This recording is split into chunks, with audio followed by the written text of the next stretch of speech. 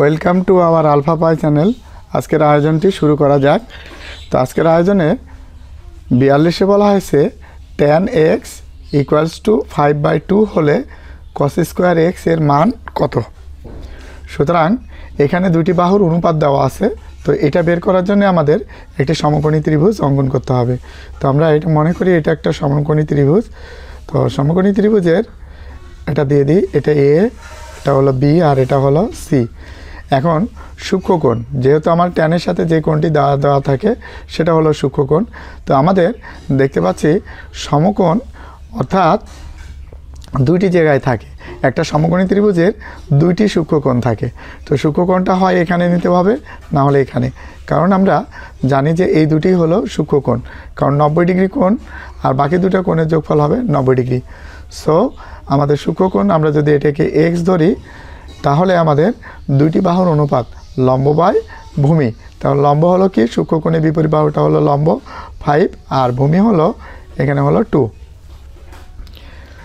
এখন শিক্ষার্থী বন্ধু, আমাদের অতিভুজ এসি এর দৈর্ঘ্য নির্ণয় করতে হবে। তো এসি এর দৈর্ঘ্য নির্ণয় করার জন্য অতিভুজ স্কোয়ার সমান অপর দুইটি বাহুর বর্গের সমষ্টি। তার মানে অপর দুটি বাহু কোনটা থাকলো, একটা এবি আর বিসি। তার মানে AB square, that mean BC square. আচ্ছা, এবি এর দৈর্ঘ্য কত পেলাম, 5, যেহেতু আমরা এখানে দেখতে পাচ্ছি 5 whole to the power 2। BC এর দৈর্ঘ্য আমরা জানি 2 হোল টু দি পাওয়ার 2 এর উপর স্কোয়ার। তা 5 5 25 আর 2 2 4, তাহলে কত দাঁড়ালো 29। যেহেতু আমাদের এসি এর দৈর্ঘ্য বের করবো, এসি স্কোয়ারের নয়, সুতরাং আমরা স্কোয়ারটাকে ওই পাশে পক্ষান্তর করে লিখব 29।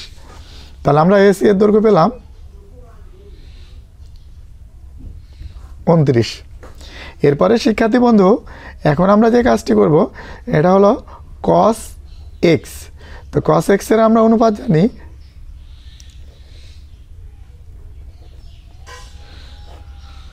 ভূমি বাই অতিভুজ। তাহলে এখানে ভূমি হলো সূক্ষ্মকোণ সংলগ্ন এই বাহুটাকে আমরা বলছি ভূমি, আর এটা হলো অতিভুজ। তো অতিভুজ পরিবর্তন হবে না, এটা হলো লকড। সুতরাং বিসি হলো 2। তো বিসি এর দৈর্ঘ্য, আচ্ছা, ভূমি বাই অতিভুজ, অতিভুজ কোনটা আমরা বলছি A C. So BC that mean 2 আর এসি দ্যাট মিন 29। এরপরে আমাদের cos স্কোয়ার এক্স, তার মানে আমরা এখানে যেহেতু বর্গ আছে, সুতরাং উভয়কে আমরা বর্গ করে দেব। cos x whole to the power 2 আর 2/29 হোল টু দি পাওয়ার 2। তাহলে এখানে পাচ্ছি 2 2 4 আর রুটের স্কোয়ারে কাটা, দ্যাট মিন 29। সো 4/29। তো 4/29 আমরা দেখতে পাচ্ছি 42-এর ঘ নাম্বার। তাহলে আমাদের কারেক্ট অ্যান্সার হবে ঘ। এরপরে শিক্ষার্থী বন্ধু, আমরা ট্যান থিটার মান কত সেটা নির্ণয় করতে বলা হয়েছে। তো আমরা এখানে যে কাজটি করতে পারি, এই ইকুয়েশনটাকে উঠাই নিব। তো 3 sin square theta minus 4 cos square theta = 0। এখন শিক্ষার্থী বন্ধু, আমরা যদি এটাকে যদি ওই পাশে নিয়ে যাই, তাহলে কি হবে, মাইনাসটা প্লাস হয়ে যাবে। তো 3 sin স্কোয়ার থিটা =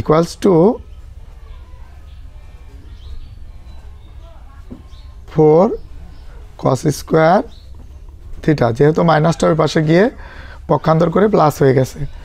তো এখন আমরা একটা কাজ করতে পারি, এটা গুণে আসে এ পাশে গেলে ভাগে যাবে, আর এটা গুণে আসে এ পাশে গেলে ভাগে যাবে।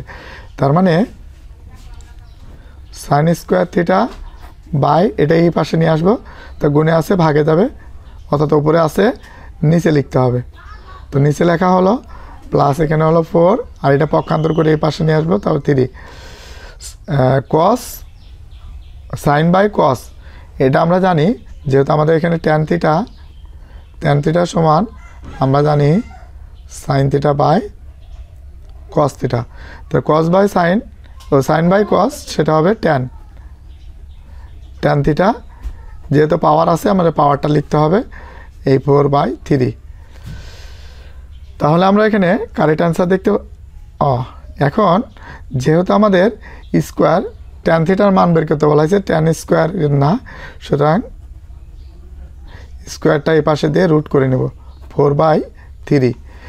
4-এর বর্গমূল কত? 2 দুগুণে 4, আর রুটটা যেহেতু রুট 3টা হলো বর্গ সংখ্যা নয়, এই জন্য √3 থেকে যাবে। তাহলে 2/√3 43-এর আমাদের কারেক্ট অ্যান্সার হলো ঘ নাম্বার। এরপরে আমরা চলে যাই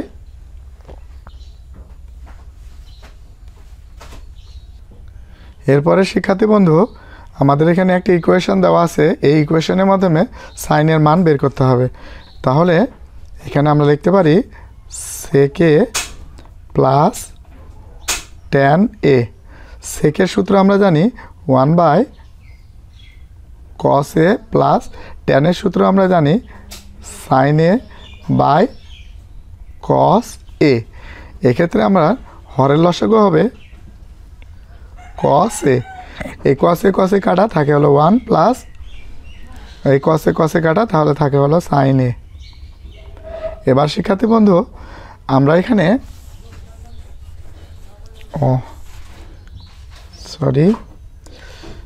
এখানে আছে √5 ইকুয়ালস টু √5 ইকুয়ালস টু √5। এখন আমরা উভয়কে বর্গ করব, তাহলে এখানে হবে 1 plus sine A by cos এ।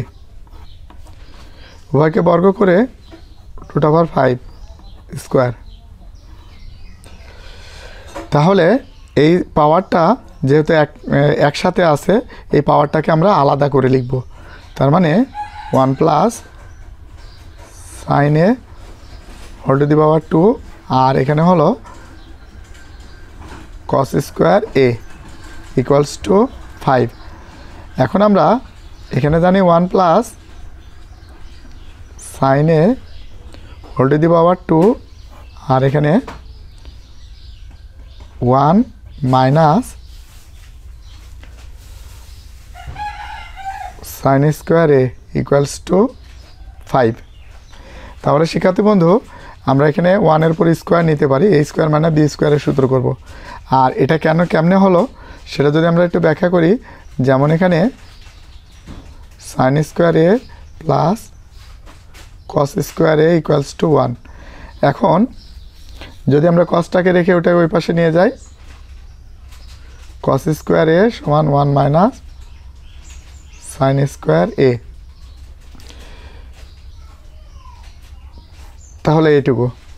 তো সুতরাং a square minus B square 1 plus sine A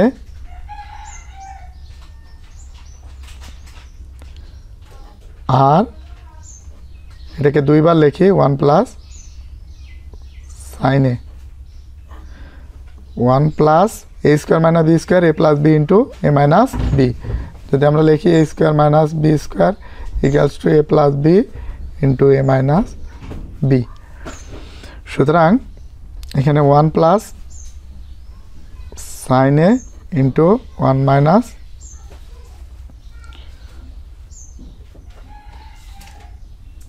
sign A. এখন এটার এটা কাটা, তাহলে এখানে আমরা পাই 1 plus sine A by 1 minus sine A equals to 5। এখন আমাদের এখানে যোজন বিয়োজন করতে হবে। যোজন বিয়োজন করার জন্য এরপরে আমরা যোজন বিয়োজন করব। তাহলে এখানে লব লিখতে হবে দুইবার, 1 প্লাস